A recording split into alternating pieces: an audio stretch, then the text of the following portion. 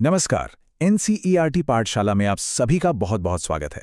मैं हूं आपका शिक्षक डॉक्टर सोमवीर यादव और आज हम लोग मिलकर एक बहुत ही जरूरी विषय को समझने वाले हैं, भारतीय संविधान में दिए गए अधिकार। तो चलिए बिना देर किए शुरू करते हैं सीखने का ये शानदार सफर। तो आज हम क्या क्या देखने वाले हैं। सबसे पहले समझेंगे कि भाई ये अधिकार आखिर इतने जरूरी क्यों हैं। फिर हम बात करेंगे हमारे मौलिक अधिकारों की, जानेंगे कि ये क्या हैं। इसके बाद समता और स्वतंत्रता जैसे अधिकारों पर नजर डालेंगे और भी जो दूसरे अहम अधिकार हैं उन्हें भी समझेंगे। और हाँ, सबसे जरूरी बात, इन अधिकारों का रक्षक कौन है, कैसे इन्हें बचाया जाता है, इस पर भी चर्चा करेंगे। और आखिर में देखेंगे नीति निर्देशक तत्वों को। अच्छा, अधिकारों के महत्व को समझने के लिए मैं आपको कोई किताबी परिभाषा नहीं बताऊंगा। नहीं, हम इसे एक सच्ची कहानी से समझेंगे और उस कहानी का पूरा दर्द बस इस एक नंबर में छिपा है, 54 वर्ष। ये कहानी है मचल ललूं की। सोचकर देखिए, जब वो सिर्फ 23 साल के थे उन्हें गिरफ्तार कर लिया गया और उसके बाद उन पर कोई मुकदमा ही नहीं चला, बिना किसी ट्रायल के। ठीक 54 साल बाद जब वो 77 साल के हो चुके थे तब उन्हें रिहा किया गया।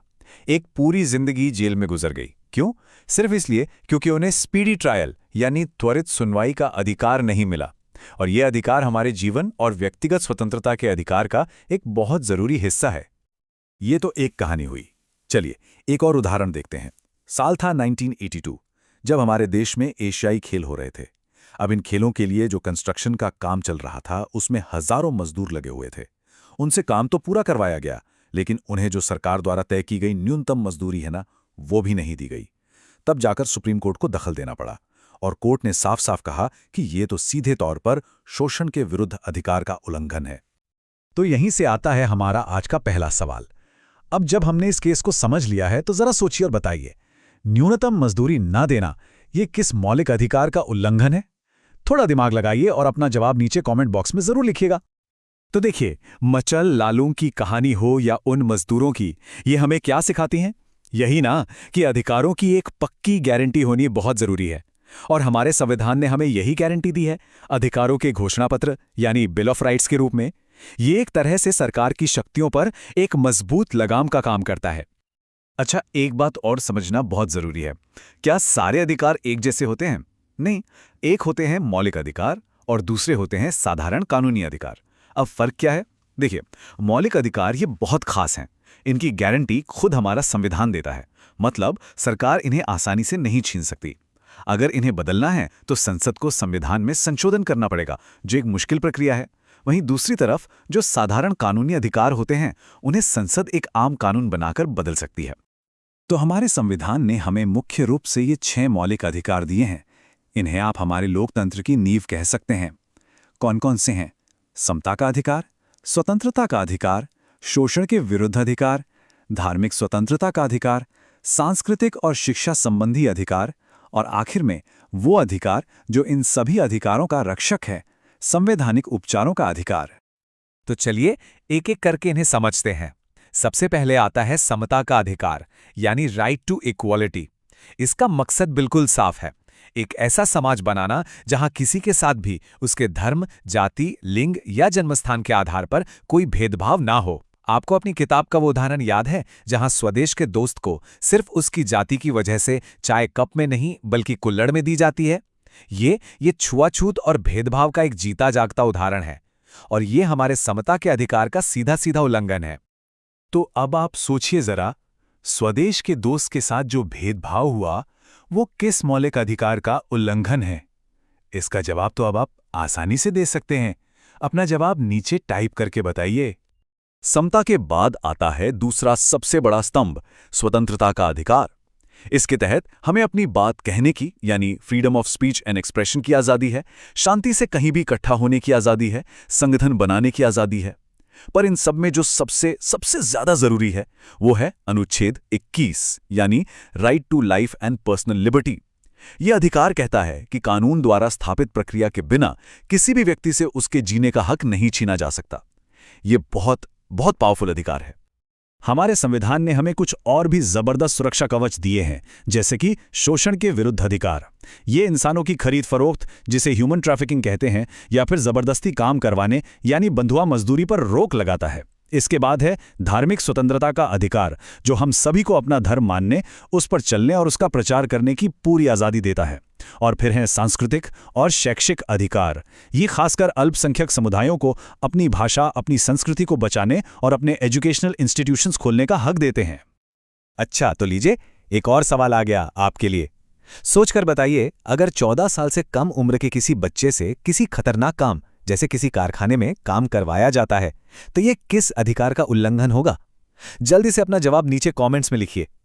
तो हमने इतने सारे अधिकारों की बात की, समता, स्वतंत्रता, शोषण के विरुद्ध। ये सब सुनने में तो बहुत अच्छा लगता है, लेकिन जरा सोचिए, क्या होता अगर इन अधिकारों को लागू करवाने का कोई तरीका ही ना होता? अगर कोई सरकार इन अधिकारों को ना माने तो?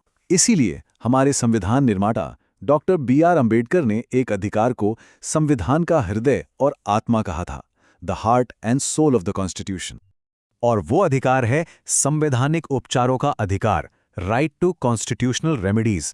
आप इसे ऐसे समझिए कि ये हर नागरिक के हाथ में दी गई एक मास्टर की है। अगर आपके किसी भी मौलिक अधिकार का उल्लंघन होता है, तो आप इस मास्टर की का इस्तेमाल करके सीधे सुप्रीम कोर्ट या हाई कोर्ट जा सकते हैं, और कोर्ट आपके अधिकारों की रक्षा के लिए 5 तरह के खास आदेश जारी कर सकता है। इन आदेशों को हम रिट कहते हैं। हाँ, इनके नाम थोड़े मुश्किल लग सकते हैं, बंदी प्रत्यक्षीकरण, परम आदेश, लेकिन यकीन मानिए ये एक आम नागरिक के लिए सबसे शक्तिशाली हथियार हैं। तो चलिए, इसी से जुड़ा है हमारा अगला सवाल। अपनी समझ को परखिए। अगर किसी इंसान को पुलिस अवैध रूप से यानी गैर कानूनी तरीके से गिरफ्तार कर लेती है, तो कोर्ट उसकी रिहाई के लिए कौन सी रिट जारी कर सकता है? ये बहुत जरूरी सवाल है। इसका जवाब नीचे कमेंट सेक्शन में जरूर लिखिएगा। अब मौलिक अधिकारों के अलावा हमारे संविधान में एक और बहुत दिलचस्प चीज है, वो है राज्य के नीति निर्देशक तत्व या डायरेक्टिव प्रिंसिपल्स। अब ये क्या है? इन्हें आप सरकार के लिए गाइड बुक या रोड मैप समझ सकते हैं। एक बड़ा फर्क यह है कि मौलिक अधिकारों की तरह आप इन्हें लागू करवाने के लिए कोर्ट नहीं जा सकते। ये सरकार के लिए एक नैतिक जिम्मेदारी की तरह है, जो उन्हें रास्ता दिखाते हैं कि एक अच्छे और न्यायपूर्ण समाज के लिए कैसे कानून बनाने चाहिए। मिसाल के तौर पर समान काम के लिए समान वेतन का जो सिद्धांत है, वो इन्हीं तत्वों से प्रेरित है। तो अब हम अपनी चर्चा के अंत की ओर बढ़ रहे हैं, लेकिन उससे पहले एक बहुत गहरी बात हमेशा याद रखिएगा। एक जागरूक नागरिक ही एक मजबूत लोकतंत्र की नींव होता है, और अपने अधिकारों को जानना उस जागरूकता की तरफ पहला और सबसे जरूरी कदम है। और अब आता है हमारा आज का सरप्राइज क्वेश्चन। ध्यान से सुनिएगा। जैसा कि हमने आज बात की, डॉक्टर अंबेडकर ने किस एक अधिकार को संविधान का हृदय और आत्मा कहा था? इसका जवाब आपको नीचे कमेंट्स में देना है, और जो भी सही जवाब देगा उसे हमारे अगले वीडियो में एक स्पेशल शाउट आउट, एक स्पेशल मेंशन मिलेगा। तो चलिए फटाफट से आज के की टेकअवेज देख लेते हैं। पहली बात, हमारा संविधान हमें 6 मौलिक अधिकार देता है। दूसरी बात, ये अधिकार सिर्फ कागज पर नहीं है, ये मचल लालोंग जैसे लोगों को अन्याय से बचाने वाली असली ढाल हैं। तीसरी बात, समता और स्वतंत्रता हमारे लोकतंत्र की जान है।